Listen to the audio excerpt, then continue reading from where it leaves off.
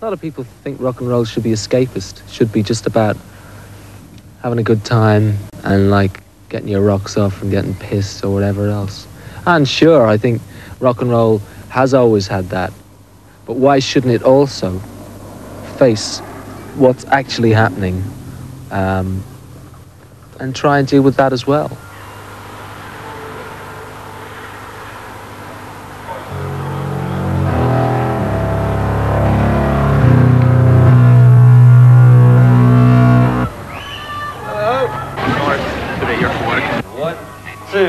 Don't make a show of me, the cameras are right? There's about 60 bouncers on duty.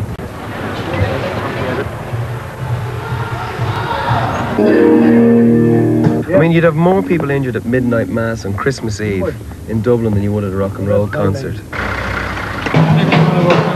They can cross the religious divide. People listen to them. Thousands of people are going to turn out to see them today. You two, best group in the world. It says also that part of the concert will be filmed by a World in Action documentary.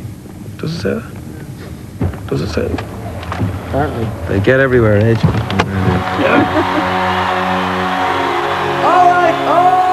U2, the biggest rock band in the world today, take the stage in their hometown, Dublin. U2's music has captured the imagination of a generation.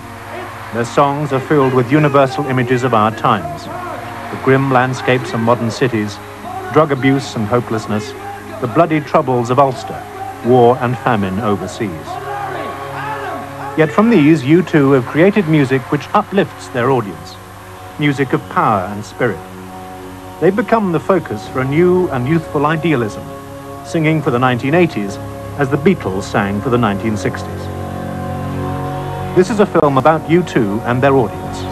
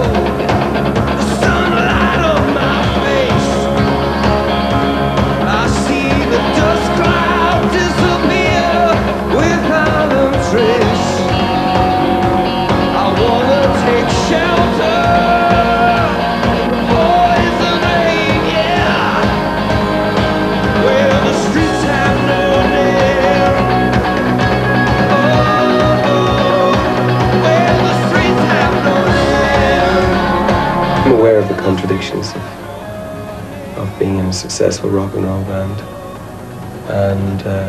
and yet at the same time writing about the lack of success of my own contemporaries.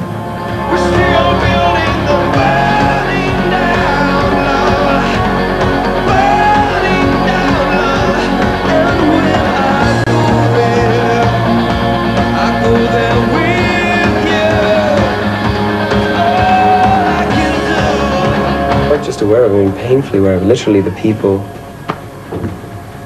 on the same street as I grew up are having to leave Ireland and go to America to find jobs.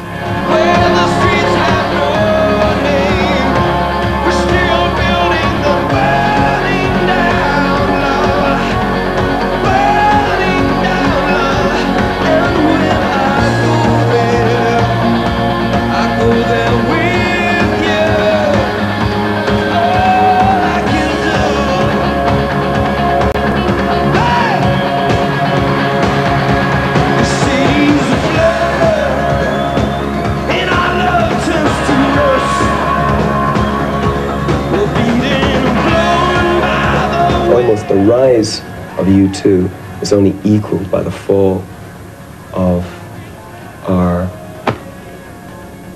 own contemporaries.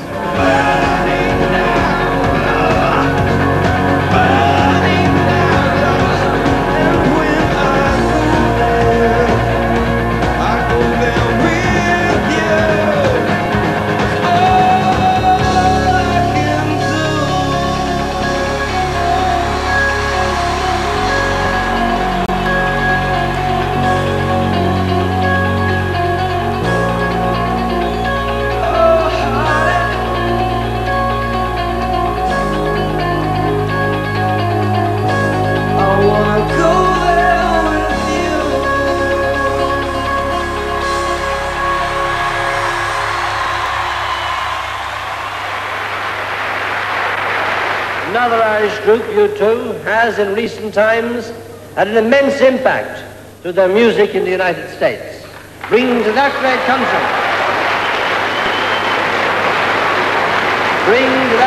country a reflection of the positive and generous spirit and mood of the younger generation here. According to the New York Times, U2's performance in the US has caused the Democratic Party, in its approach to the next presidential election, to reevaluate its understanding of how young people in America think and feel. What other country but Ireland could have produced such an influential phenomenon in the United States? In the 60s, Dublin was a very small, pretty European city. And due to corruption and mismanagement and appalling planning, they removed people from the heart of the city out to these appalling, to me, ghettos out in the suburbs, places like Neilstown, places like that. There's a couple of tower blocks there that are notorious, Ballymun, amongst others. And when they removed the heart of the city, they took its soul with it. And so all the business, classic stuff, all the businesses around sort of folding, and it became a wasteland. And the city itself became destroyed at the hands of the city management.